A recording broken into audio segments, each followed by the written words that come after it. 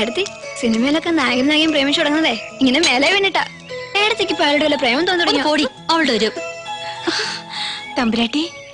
ഇനി ഇത് നന്നാക്കാൻ ആശാരിനെ വിളിക്കുന്ന നല്ലത്. പാവം ആ കുട്ടിയുടെ നടുവൊടിഞ്ഞ. ഓ അപ്പൊ എന്റെ നടുവൊടിഞ്ഞ തനിക്ക് പ്രശ്നമൊന്നുമില്ല? അല്ല, സാറിന്റെ നടുവും അതേപോലെ ദാ ആ ചാല് കിടന്ന് അപ്പുറത്താണ് കുളം. ആ എന്നാ ഞാൻ പുറപ്പെടാ സാറേ. ഓ ശരി.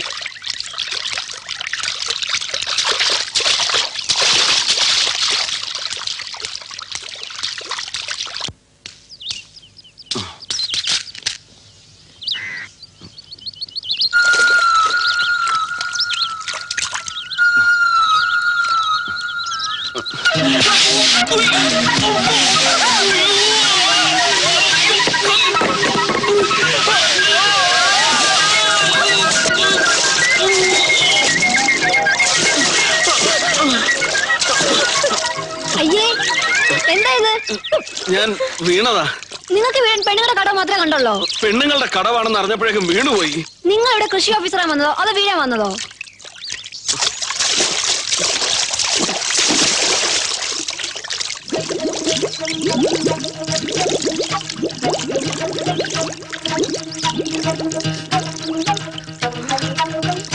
അയ്യോ, ചത്തുപോയോ?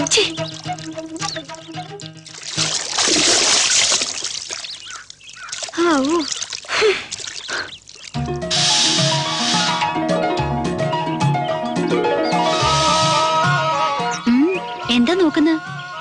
എന്റെ മേലെ അയാള് വന്ന് വീണതിനെ ഞാൻ എന്ത് ചെയ്യാനാ? അപ്പൊ ആ ഗിരിജയുടെ ഒരു ചോദ്യം കേട്ടില്ലേ, പ്രേമം തോന്നുന്നുണ്ടോന്ന്? പിന്നെ കാണാനൊരു രസമൊക്കെ ഉണ്ടല്ലേ. എന്ന് വെച്ച് മേലെ വന്ന് വീഴുന്നവരെയൊക്കെ പ്രേമിക്കാൻ നോക്കുവോ? എനിക്കങ്ങനെയൊന്നുമില്ല കേട്ടോ. നീ പൊയ്ക്കോ.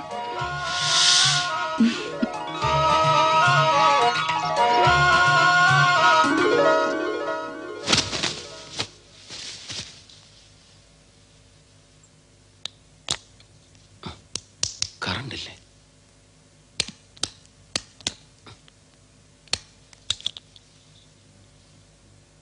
ഓ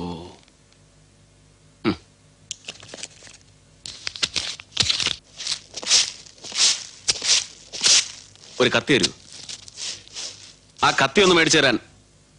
പേടിക്കണ്ട, വെട്ടാനും കുത്താനും ഒന്നും അല്ല. മോളിലത്തെ സ്വിച്ച് ബോർഡ് ഒന്ന് അഴിച്ചു തന്നാക്കാനാ. കറണ്ടില്ല, പിന്നെന്തിനാ സ്വിച്ച് ബോർഡ് ഓണാക്കുന്നത്? ഓ, നിങ്ങളുടെ നാട്ടിൽ ഒരിക്കൽ കറണ്ട് പോയ പിന്നെ വരത്തില്ല? ഇലക്ട്രിക് കണക്ഷൻ ഉള്ളിടത്തൊക്കെ വരും. മനസ്സിലായില്ല. ഇലക്ട്രിസിറ്റി ബോർഡുകാര് ഈ വീട്ടിലെ ഫ്യൂസ് ഒരുക്കൊണ്ട് പോയിട്ട് വർഷം 2 കഴിഞ്ഞു. ഇവിടുത്തെ വയറിംഗ് മുഴുവൻ മാറ്റിയാലേ കറണ്ട് തരുന്ന അവർക്ക് വാശി. അങ്ങനത്തെ കറണ്ട് വേണ്ടെന്ന് ഞങ്ങൾക്കും വാശിയായി. ദേ, വെറുതെ കത്തിയും വാളൊക്കെ കൊണ്ടുപോയിട്ട് വിഡിതം കാണിക്കല്ലേ. കത്തി അണ്ണ എന്നോട് ചോദിച്ചേ ടോമി ആയിട്ട് എന്താണെന്ന്. എന്നിട്ട് ഒന്ന് വെറുതെ. ഇത് തൂത്തുവാരാനും വെള്ളം കോരി വെക്കാനും ഒരാൾ വേണമെന്ന് പറഞ്ഞില്ലേ, അതിനുവേണ്ടി ഞാൻ വിളിപ്പിച്ചതാ. ഓ, ഇന്നത്തേക്ക് എത്രയും മതി, കുട്ടി പൊയ്ക്കോളൂ. ഞാൻ ഇവിടെ വരുന്നതിന് മുമ്പ് തന്നെ ഈ നാട്ടിലെ വിശേഷങ്ങൾ ഒത്തിരി വായിച്ചറിഞ്ഞിരിക്കുന്നു. വിവാഹം കഴിക്കാത്ത അമ്മമാര് ഇവിടെ ഒരുപാടുണ്ടെന്ന്. ഓഫീസിലെ തൂപ്പ് ജോലി കൂടി കൊടുത്തപ്പോ ടോമിയുടെ മോഹം കുറച്ചുകൂടെ എളുപ്പമായി. അയ്യോ, സാറിന് തെറ്റിദ്ധരിച്ചിരിക്കുക. താളുവിനെ ഞാൻ നശിപ്പിക്കില്ല. കല്യാണം കഴിക്കും. ആദ്യം എന്റെ അമ്മയും പെങ്ങളെയും കണ്ടുപിടിക്കണം, അത് കഴിഞ്ഞിട്ട് കല്യാണം. സാറിന് എന്നെ വിശ്വസിക്കാം. എന്റെ കഴുത്തിന് ജീവനുണ്ടെങ്കിൽ ഞാൻ താളുവിനെ കെട്ടും. എങ്കിൽ ചെറുവണ്ണൂർ കൃഷിഭവനിലെ പാർട്ട് ടൈം സ്വീപ്പറുടെ ജോലി ടോമിയുടെ താളുവിന് ഉറപ്പിച്ചിരിക്കുന്നു. കേസ് അന്വേഷിക്കാൻ വന്ന ഞാൻ ഇവിടെ സ്ഥിരതാമസമാക്കി SI അറിഞ്ഞു എന്ന് പറയുന്നത് കേട്ടു. സ്നേഹമുള്ള ഭർത്താക്കന്മാർ അങ്ങനെയാണെന്ന് ആ SIയോട് പറഞ്ഞേക്ക്. ഞാൻ സ്റ്റേഷനിൽ പോയിട്ട് കിഷോറെ, നിന്നോട് ഞാൻ പറഞ്ഞിട്ടുണ്ട് ഡാഡിനെ വിളിക്കാവൂന്ന്. പറഞ്ഞ അനുസരിക്കില്ല അല്ലേ? അതെങ്ങനാ നിങ്ങളുടെ അതേ സ്വഭാവം അവനും കിട്ടിയിരിക്കുന്നത്.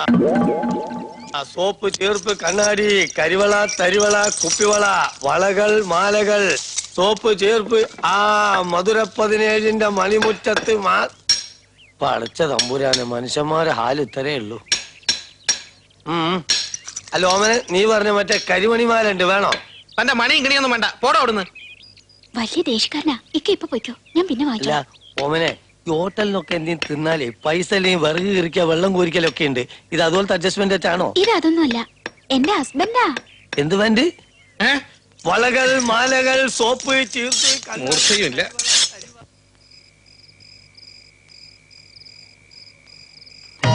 ഹായ് കറണ്ട് അതെടുത്തേ കറണ്ട് വന്നു ഉത്തരടുത്തി നോക്കിക്കേ നമുക്ക് കറണ്ട് വന്നു നമുക്ക് കറണ്ട് വന്നേ എടുത്തേ കഴിഞ്ഞ 2 വർഷമായിട്ടില്ലാത്ത കറണ്ട് നമുക്ക് എങ്ങനെ ഇത്ര പെട്ടെന്ന്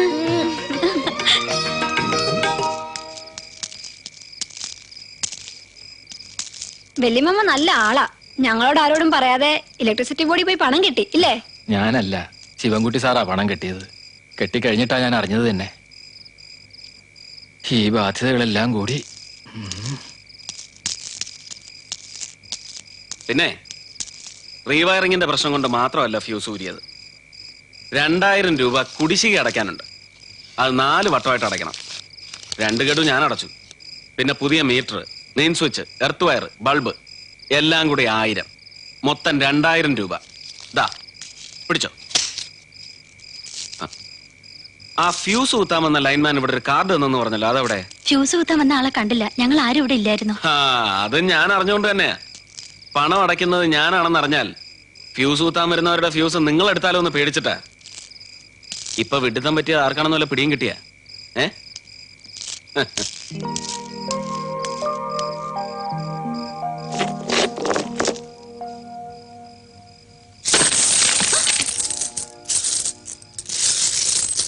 $2000 ബില്ലടച്ചിട്ട് ഗമ അയാളുടെ സൗജന്യം നമുക്ക് വേണ്ട. ഈ ചില്ലറ കാശ് കൊണ്ട് എന്താകാനടി? ഇപ്പൊ ഉള്ളത് കൊടുക്കാം. ഒരു 10-55 രൂപയെങ്കിലും കാണും. എണ്ണി നോക്കട്ടെ.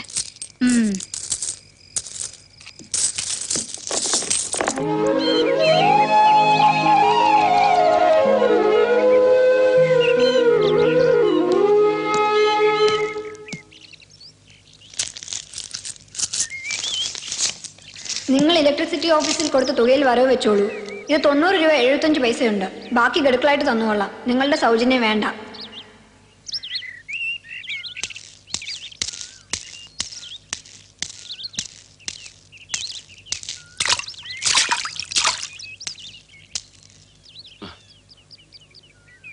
കാശ് ഇൻസ്റ്റാൾമെന്റ് ആയിട്ട് പിരിക്കുന്നത് ഞാനല്ല, ഇലക്ട്രിസിറ്റി ബോർഡാ. എനിക്ക് എന്റെ പണം ഒറ്റ ഗഡുവായിട്ട് തിരിച്ചു കിട്ടണം. എന്നാ പിടി. എടോ നോക്കിക്കാതെ കാശ് പിടിക്കാൻ. എടോ തന്നോടാ പറഞ്ഞ കാശ് പിടിക്കാൻ.